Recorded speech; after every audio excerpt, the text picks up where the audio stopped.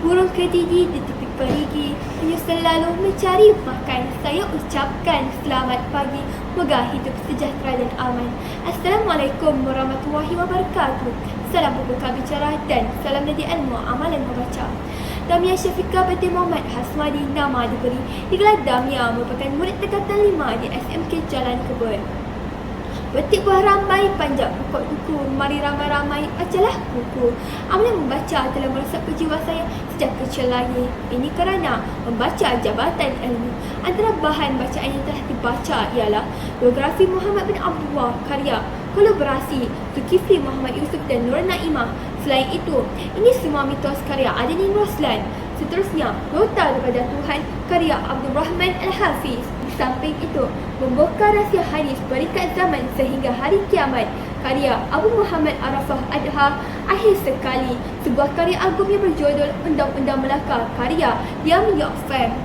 Buat sahabat yang mencintai Allah Subhanahu Wa Taala, buat sahabat yang mencintai Rasulullah, buat sahabat yang mencintai ilmu, buat sahabat yang mencintai dakwah, buat sahabat yang mencintai kebenaran, buat sahabat yang inginkan kebaikan. Ku hadiahkan buku ini agar kita menjadi mukmin lebih sejahtera akidahnya, sahih ibadahnya dan serta suci murni fikrahnya. Ini semua mitos karya Ahmad Adnan bin Roslan dengan nama panel Adnan Roslan menjadi pilihan saya untuk diresensikan. Mak kata pepatah Melayu, tak kenal maka tak cinta. Jadi marilah bersama kita mengenali dengan lebih mendalam penulis di sebalik karya ini. Selain menjadi penulis terhebat yang telah mendapat anugerah penulis bestseller, beliau juga merupakan seorang founder dan CEO syarikat Tabiah Sentak. Pada masa yang sama, beliau sangat aktif di media sosial bagi menyampaikan sesuatu perkara berbentuk keagamaan kepada orang ramai. Bahan bacaan ini telah dicetak pada Mei 2022 dan diterbitkan oleh Sentak Press Sendirian Berhad. Kategori buku bukan fiksyen yang mempunyai 280 halaman bercetak, merangkumi 4 bab dan diikuti rentetan subtopik di bawahnya. Ia dijual pada harga RM30 bagi Semenanjung dan RM35 bagi Sabah dan Sarawak. Di zaman fitnah ini, banyak fakta-fakta, fahaman-fahaman, amalan-amalan dan kisah-kisah yang masyhur namun pada hakikatnya ianya palsu, mitos, bahkan bertentangan dengan agama.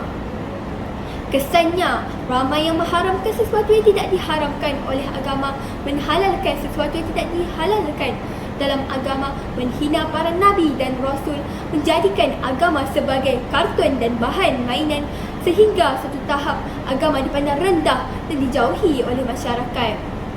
Ini semua mitos adalah buku yang menghimpunkan lebih kurang 50 mitos-mitos dan kepalsuan yang tersebar di kalangan masyarakat serta menerangkan mana yang sahih berkaitannya. Saya akan mengupas salah satu subtopik di bawah bab 3, yakni mitos 4, tak solat maghrib dosanya seperti berzina dengan mak ayah sendiri. Na'udzubillah, inilah salah satu mitos yang berlega-lega di kalangan masyarakat. Bahkan terdapat segelintir masyarakat yang mempercayai mitos ini.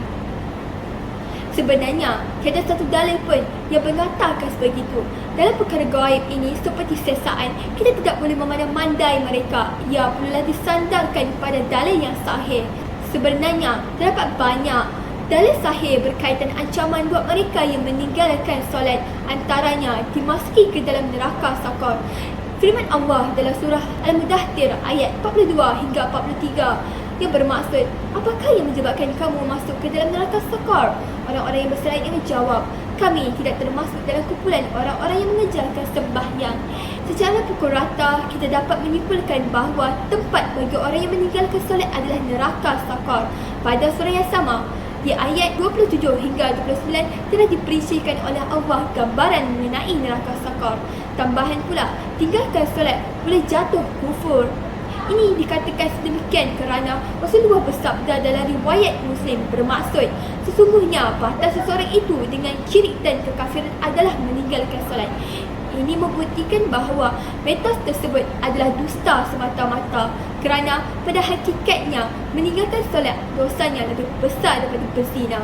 Tidak dapat dinafikan lagi, naskah ini mendatangkan banyak manfaat, di antaranya mengajar kita bagaimana ingin menapis segala ilmu yang didapati di zaman sosial media ini. Sebagai penutup wawancara, saya berfikiran naskah ini merupakan salah satu mekanisme kawalan penting yang membantu individu Muslim menjadi seorang insan yang berguna pada agama dan masyarakat konvensional. Ini disebabkan nawaitu dalam menghindarkan diri menyebarkan mitos atau hadis palsu serta daif yang boleh menyelewengkan akidah umat Islam. Saya mengakhiri agenda ini dengan serangkap pantun. Bunga-bunga sangat indah, sungguh indah ada lebah. Jangan mencampur amal ibadah dengan musyrik ataupun bid'ah. Sekian, wabillahi taufiq wa hidayah. Wassalamualaikum warahmatullahi wabarakatuh.